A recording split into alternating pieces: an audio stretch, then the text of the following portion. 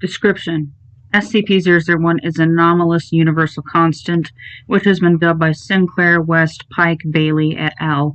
As the law of narrative causality. SCP-001 provides concrete proof that the baseline universe is a fictional construct existing within one or more separate.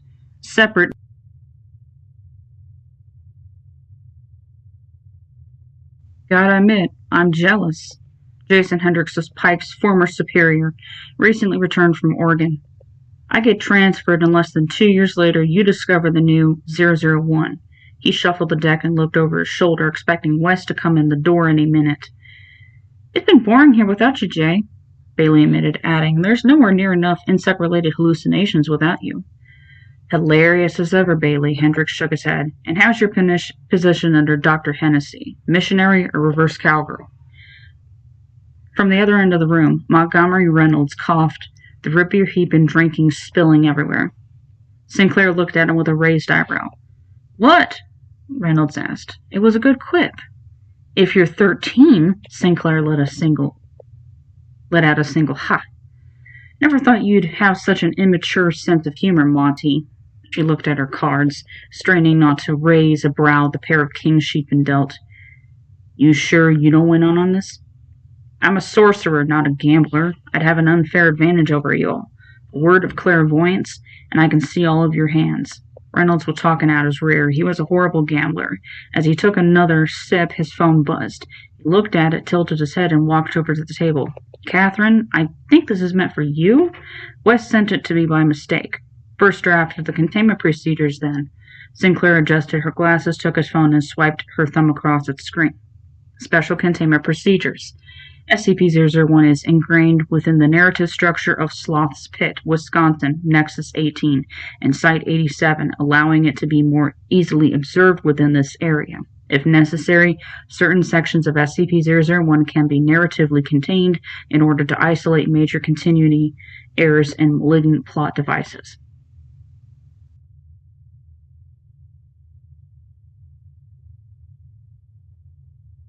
That's incredibly vague. Sinclair shook her head. Send it back and tell him to clarify what narratively contained means. And malignant plot device? Just give me my feedback in person, why don't you? Jonathan West walked into the lounge, stowing his phone. Truth be told, I wrote the procedures on the way up here. Kind of mind-boggling what you're containing, Hendricks said as he dealt West in. The concept of narrative causality? That's pretty heavy. We're shopping around different names for it, Pike admitted. Probably going to be called the IHP's proposal, after Isaiah Pickman. The archivist who died last Halloween, Hendricks frowned. What's he got to do with it? His cataloging of the archives was obsessive, Sinclair explained. Thanks to him, we were able to pick up on anomaly occurrence patterns that nobody else noticed. That led to me, Bailey, West, and Pike theorizing about a centralized anomaly, which led to SCP-001. Fair enough? Hendricks put his contribution into the pot. Did you hear Phil Verhoeven's coming to talk here? You're fucking joking, Bailey stared. Philip Verhoeven? The guy who literally wrote the book on nexuses? Books, plural. Sinclair began listing off titles. There's Crossroads, The Death of Magic on the Dissolution of Nexuses, The Micronexus. He's got a fourth one coming out, too. Title's not been announced. Cassandra Pike looked unimpressed. Okay, but who is this guy? I call. West shook his head at Pike. You need to brush up on your history. Philip Verhoeven was the man who discovered Sloth's Pit.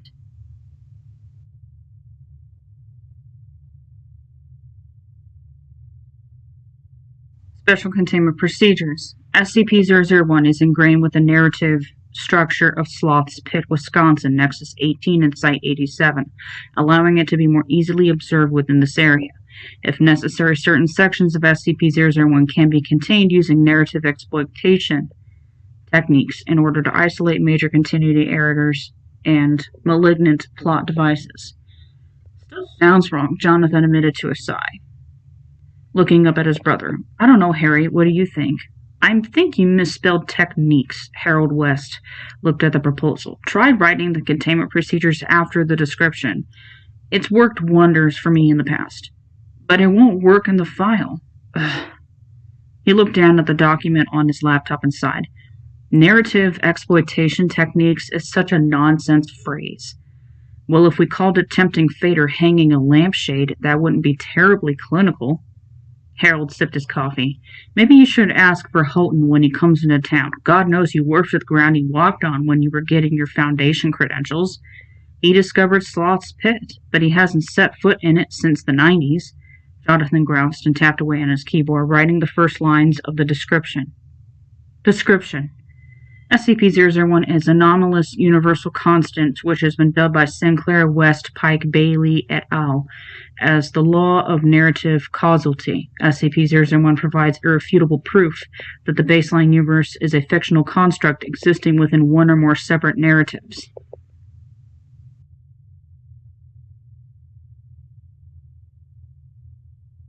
Too early to have that in, you think?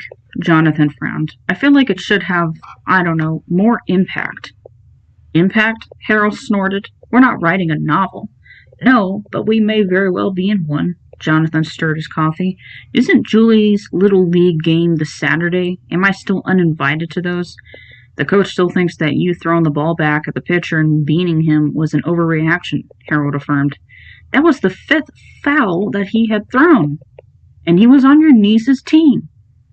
The more Jonathan thought about it, the more he considered his brother was right. He should talk to Verhoeven. But worse of the ground he walked on was a bit much. Verhoeven had just introduced him to the idea that anomalies could be more than just horrendous things, which would eliminate space-time as they knew it. He'd done that by bringing him here. He looked at a picture on his desk, one which displayed a younger version of both himself and Verhoeven, standing by Grey Lake and looking out at the only lake monster that wasn't anomalously blurry on film. Anomalously blurry on film. A conversation creeped back into his mind.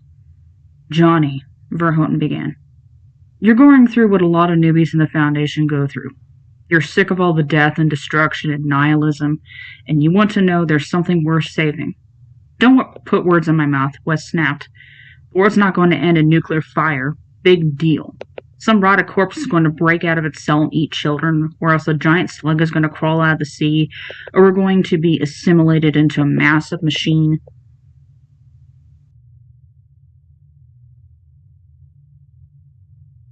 Johnny, if there was only death and destruction in the universe, we wouldn't have this. Verhoeven turned to the lake, if it could be called that.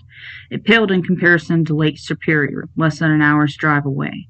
It was more of a large pond. Look at it. Millions of years of geological processes created this. Biological processes ensured that it's inhabited.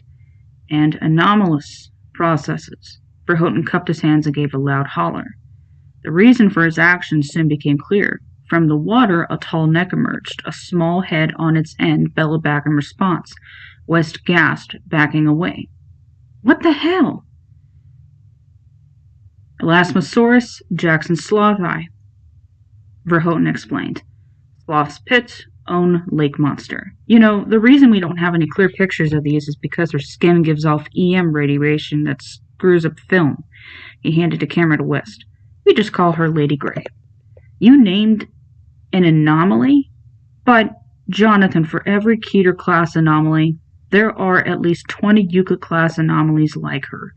They just do their own thing, live their own life, don't bother anyone. The anomalous isn't inherently evil or good. Lady Grey swam over to them. Verhoeven continued. There are two sides to the anomalous, the wondrous and the terrifying. Working in the Foundation, you see mostly the latter, but I'm going to show you the wondrous. Now, can you get the tripod out of my back? West came back to reality and sighed, rubbing his head. Wondrous and terrifying, eh, Phil? He cracked his knuckles and began writing.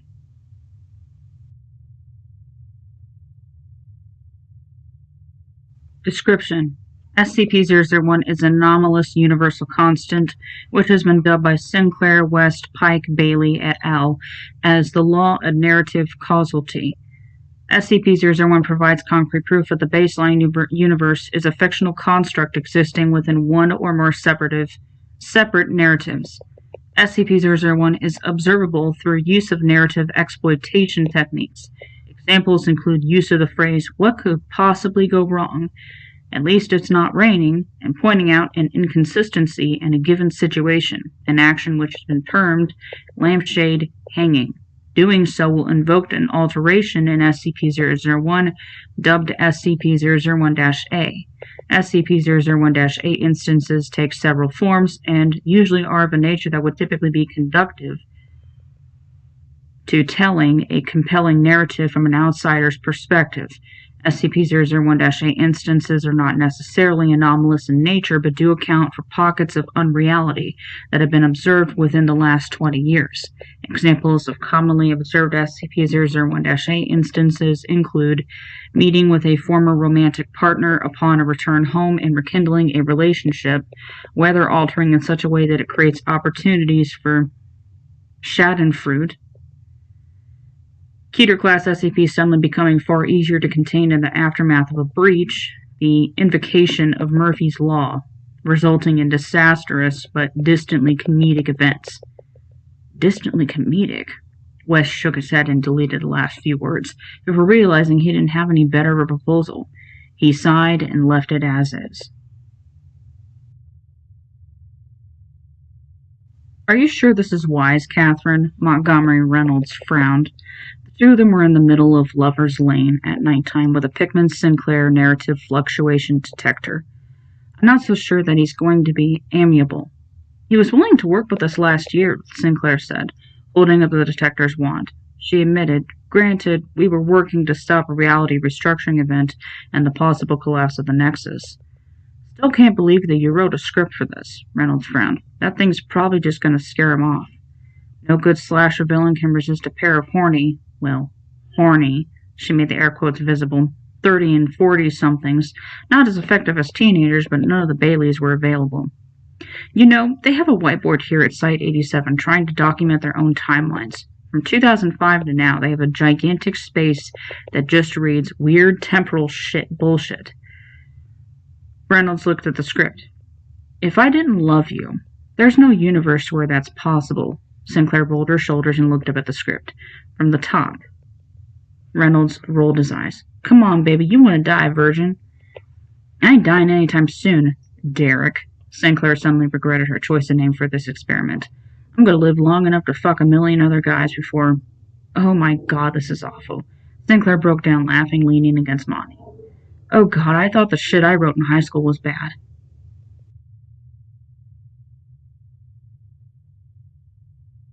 Reynolds leaned down to kiss her. Well, it appears to have done something right. He nodded to the narrative fluctuation detector. It lit up bright green. Out of the shadows, a large black shape leaped, bringing its axe between them, splitting the ground at their feet. They jumped back, staring at the goatman. The goatman frowned, letting out a huff and recovering the hatchet. He looked at them, the script, and the detector, shaking his head, a wild tangle of hair covering his horns. Aren't you a bit old for this? We're doing tests, Sinclair shrugged. Give us a break. The goatman snorted. Last great secret of this town, the narrative, and you've figured it out. He hefted his hatchet, tilting his head. How'd you do it? Tristan Bailey was working on his tablet when he nearly walked into Dr. Sinclair in the elevator. As the doors closed behind him, he muttered an apology and looked at the screen at the back of the car. The screen behind them displayed a picture of Philip Verhoeven, a South African man in his 60s with skin the color of finished mahogany. Smiling behind a pair of glasses, he was superimposed in front of his books with an announcement scrolling overhead. Philip Verhoeven, author of The Crossroads, Atrium 2, don't miss it. Sinclair looked at Bailey, a soft frown on her face. I've been reviewing your contributions to the 001 file. I found an issue. Oh, Tristan frowned. Sinclair pulled out her own tablet and highlighted the problematic section which she had crossed out.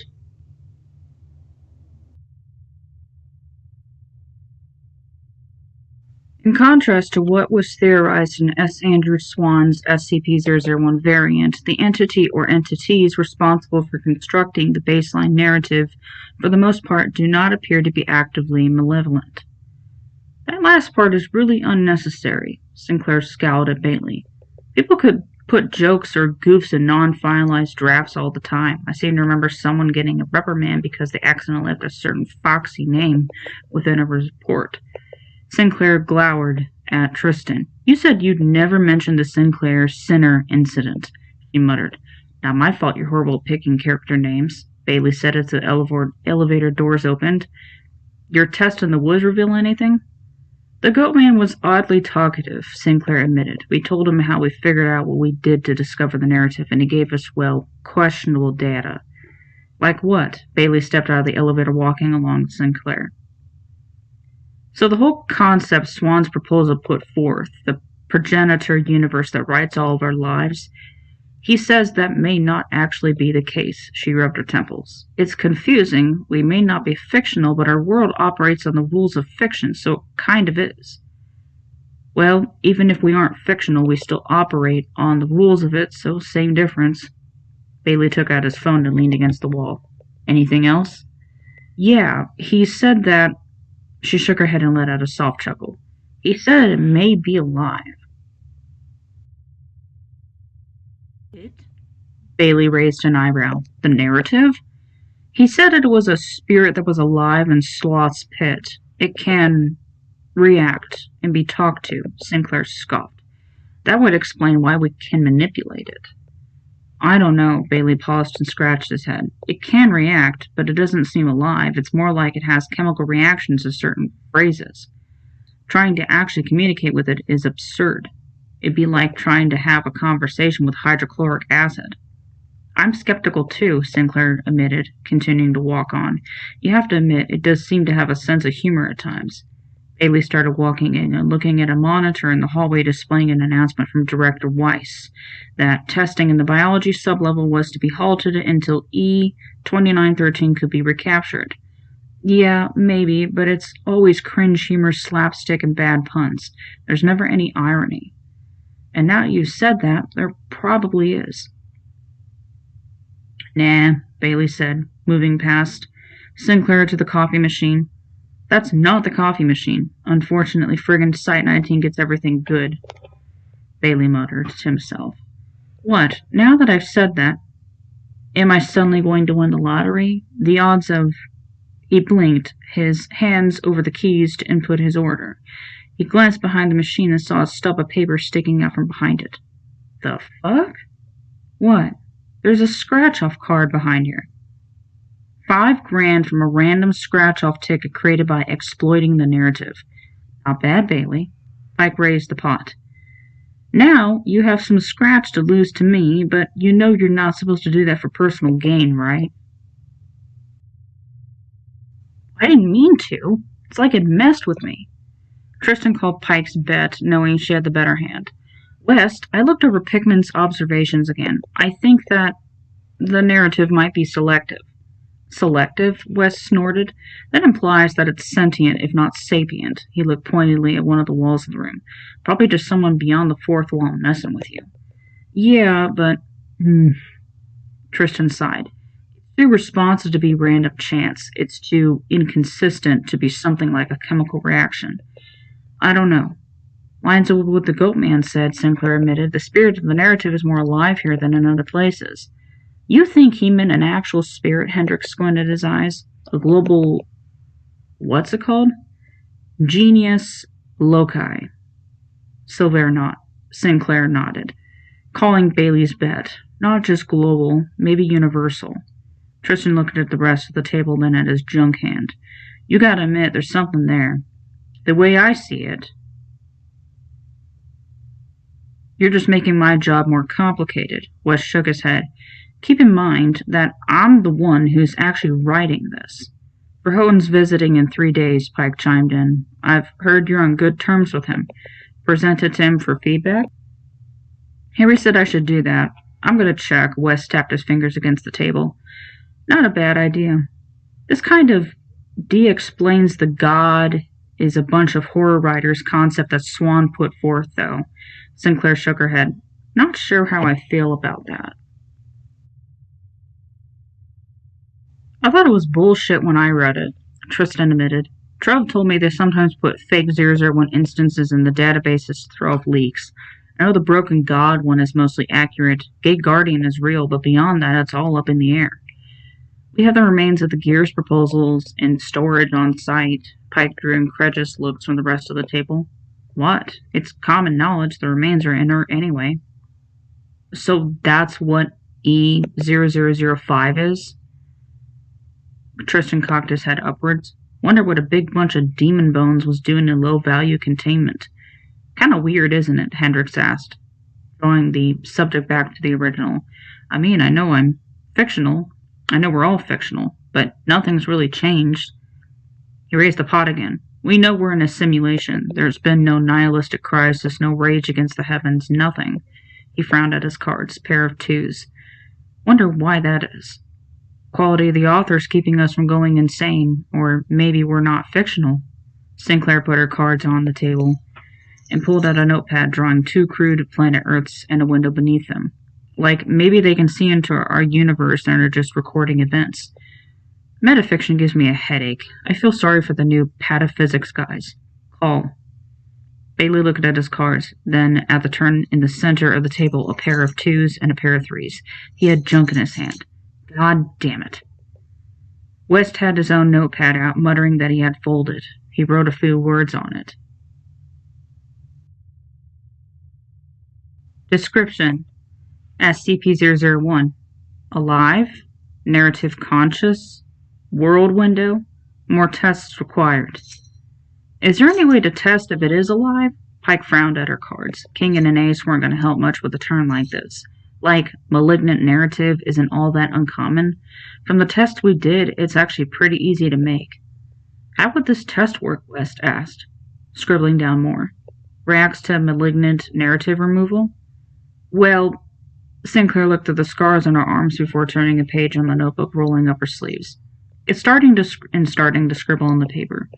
If it is active, then it might be possible to create a spell that could make its pain manifest or otherwise detectable. I can have it ready tonight, we just need a malignant narrative. How do we achieve that? Pike was folding now to focus on the discussion, much to Hendricks' chagrin. Bailey had just turned over an ace in the river. One of the easiest ways we found was to achieve an anticlimax, but those aren't easy to accomplish, not intentionally. Bailey himself folded, joining in. Well, we could. Hendricks threw his pair of 2s on the table and stood.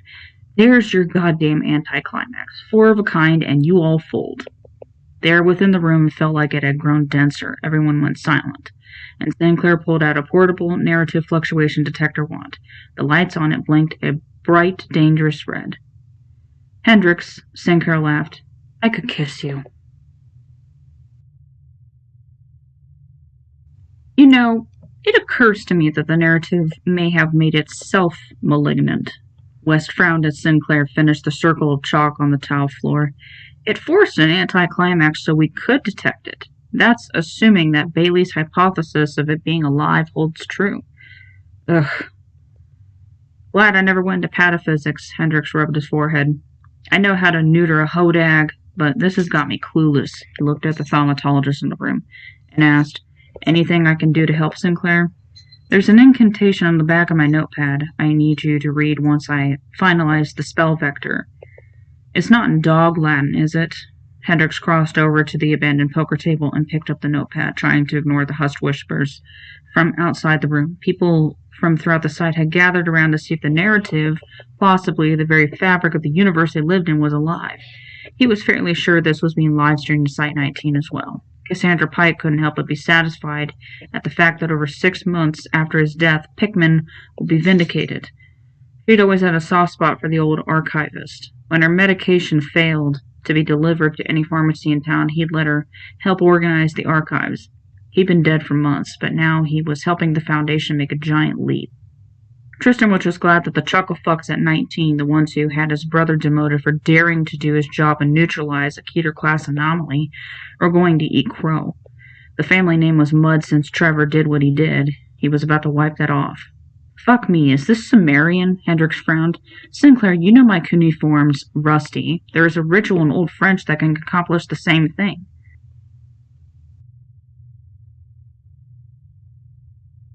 Sinclair, West, Bailey, Pike, and the rest of the onlookers raised their eyebrows at Hendricks. He raised one back. What? I've attended a few cross-discipline seminars. Yes, well, the Old French ritual burned with the plutonic codex back in 2015. Sinclair knelt by the ritual sign and frowned. Just manage it the best you can. Alright, hopefully a garbled pronunciation won't do too much harm. He looked up from the notepad to Bailey, Pike, and West. How does one get rid of malignant narrative anyway? Jonathan West looked towards the crowd. Harold stepped forward, holding out a large lampshade. Surely you can't be serious, Hendricks groaned. Don't call me Shirley. Jonathan chuckled at his own joke and took the lampshade. In all seriousness, we need to essentially get rid of the anticlimax by looking at it really, really hard and pointing out why it's awful. And the lampshade helps that how? Hendricks frowned, crossing his arms. Tristan took the lampshade and put the narrow end to his mouth like a megaphone. The louder you point it out, the more effective it is. He put the shade down. It was the closest thing on hand when we started the tests. It became kind of a tradition. Hendricks rolled his eyes and began reading off the incantation. Sinclair knelt by the seal, making sure the ritual remained stable, while Pike, West, and Bailey all began a very conspicuous discussion. Boy, that was an awful piece of writing, Bailey bellowed through the lampshade. Poor Hendricks never catches a break. Why do you always gotta pick on him, narrative?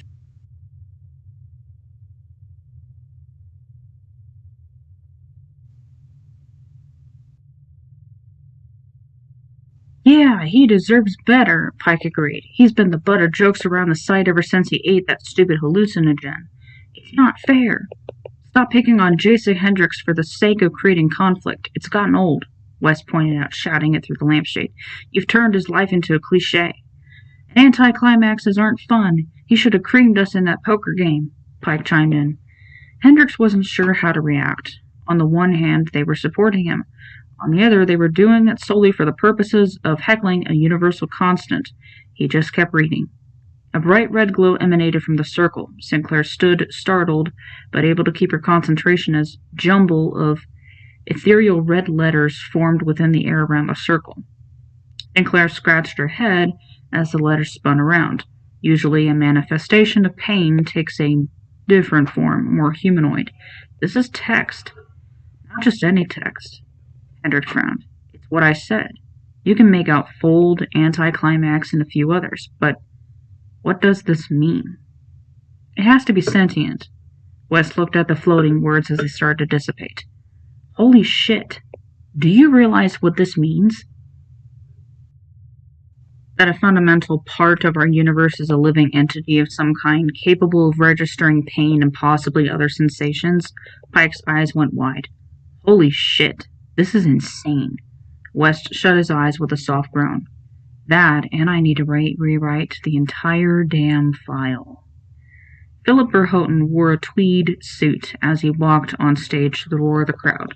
Almost all of Site 87 had come out to view him talk, and the seminar was being streamed over 100 Foundation sites globally.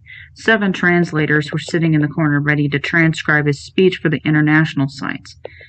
Hello, hello, hello, Site 87. He waved his hand, inadvertently triggering the motion sensor on the projector, which caused it to advance 3 slides at once. He looked back at the screen and asked, Can I get a reset on that? Not familiar with the newer tech. Just give me a mouse and a laser pointer. Once the glitch was resolved, Verhoeven began speaking.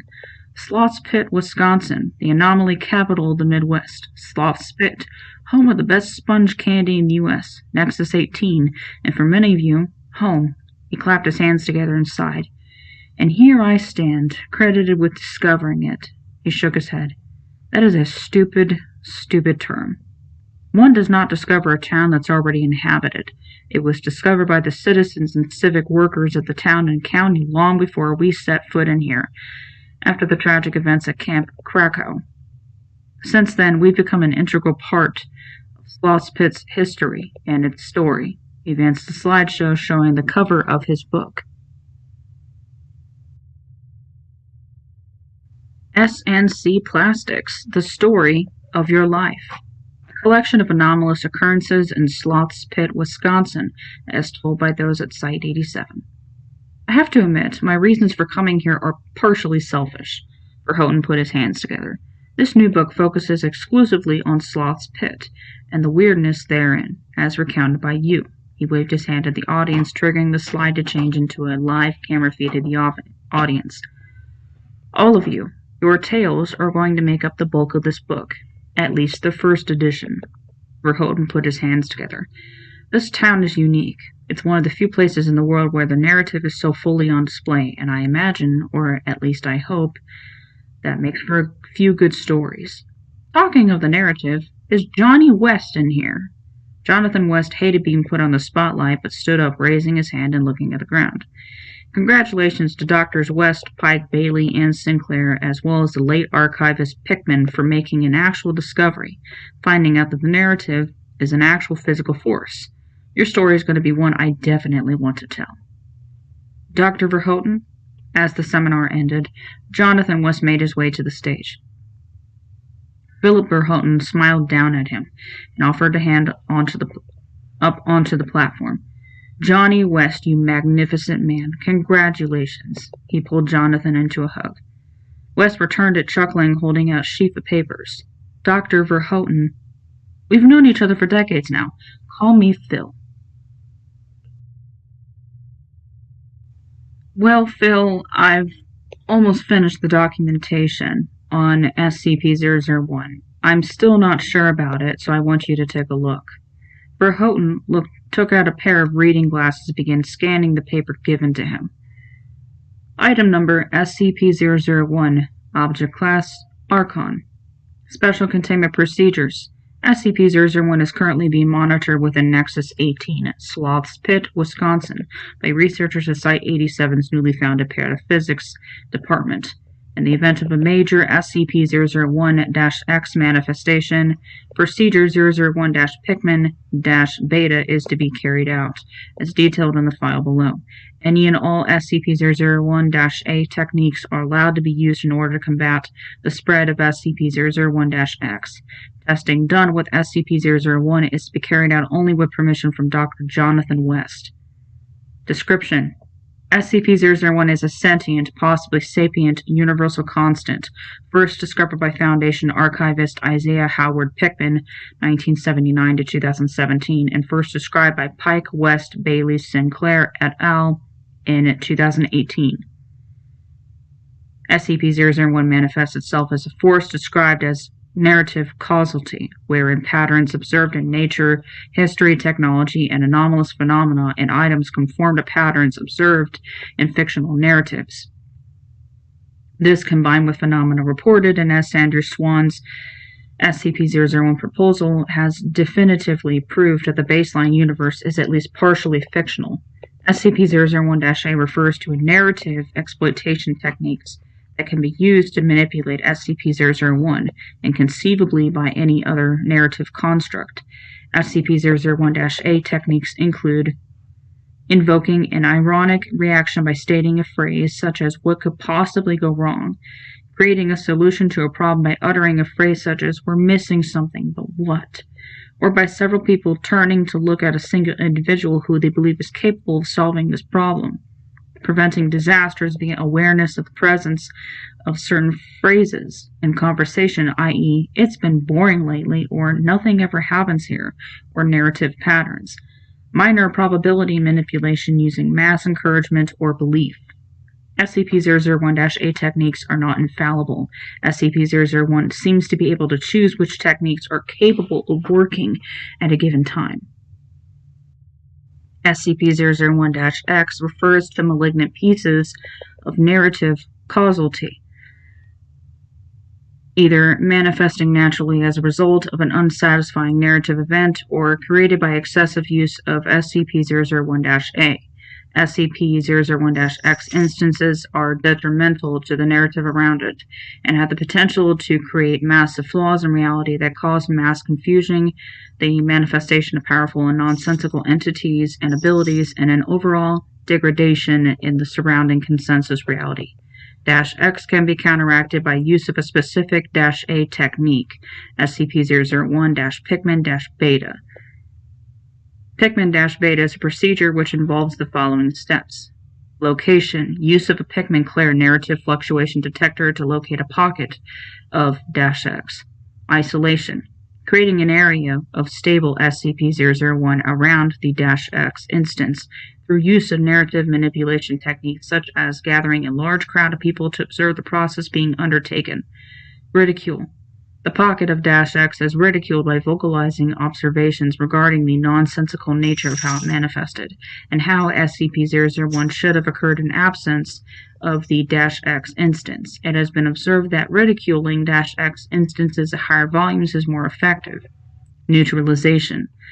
After approximately 5 minutes, smaller -X instances can be neutralized. Larger -X instances can take up to half an hour or longer to completely render inert.